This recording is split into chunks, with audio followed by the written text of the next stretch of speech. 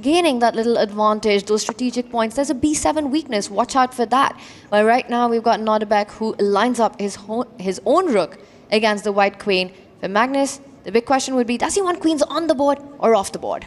That's I love the way you summed that up about Magnus, Tanya. With a lot of players and a lot of games, it's, oh, look, there's a big mistake. Here's a positional weakness that's been introduced that we can target in 4 or 5 moves' time. Magnus plays these subtle, maneuvering, grinding moves where you don't understand why that's useful until 12, 15, 20 moves later, and then it all sort of clicks into place. It becomes clear. He's a master at being able to do that to anyone on the planet. And you have to take 20 right decisions of these small questions being asked. And that's the tough part about facing Magnus. David, we often talk about the Magnus touch in the endgame. He does decide to trade the queens off the board. Are we going to see a vintage Magnus grind here?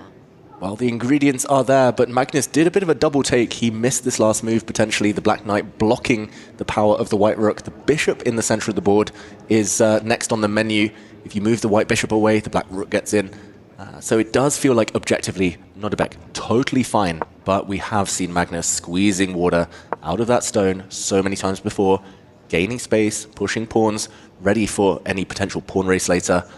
I'm going to say a draw much more likely than a Magnus grind here specifically, okay, just because Nodirbek has enough time on the clock, but you never know. We've seen it before. We've said it possibly hundreds of times. I'm sure some people have said it thousands of times, where the eval bar, dead draw, dead draw, dead draw, squeezing just a tiny bit, and then a little bit more, and it's like a snowball that becomes an avalanche, and Magnus just finds a way to conjure those out of nowhere.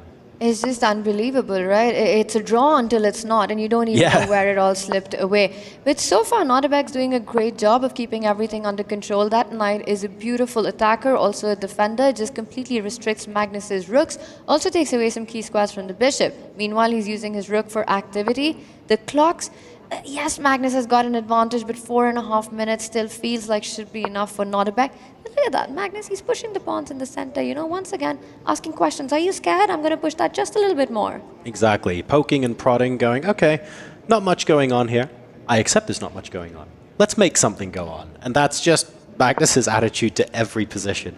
Is winning. The rook about to land on the 7th rank. The pawn beautifully placed. The bishop centralized. There's a check, and you can see panic on Nodirbek.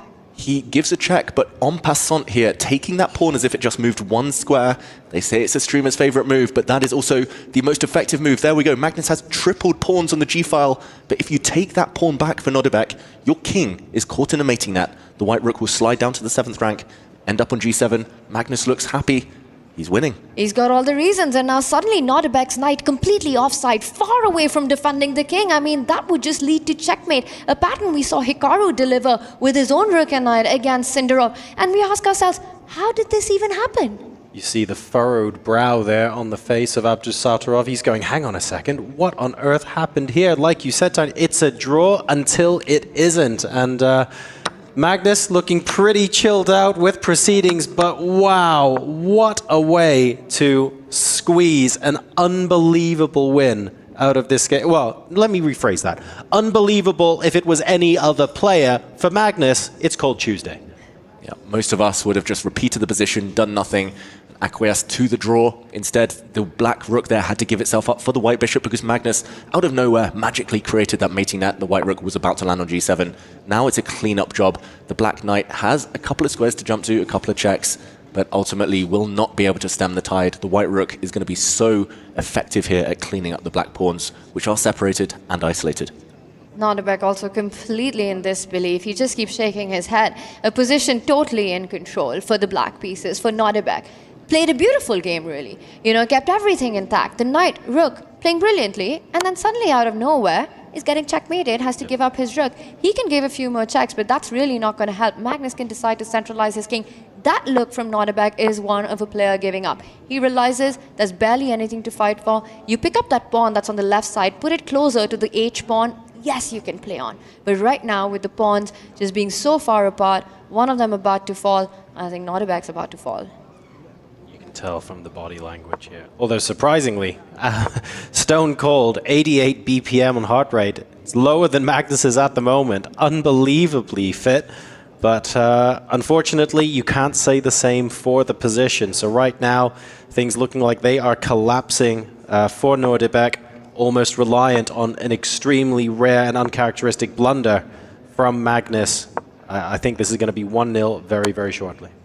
Landing some Knight Forks there was Nodirbek's goal. Be careful, the Black Knight jumping back with a check, so he keeps his Rook and King on opposite color complexes. That's how to avoid Knight Forks. If you keep one piece on a light square, one piece on a dark square, they can't get hit simultaneously, and the Black Knight now has to give way. The Black C pawn dropping.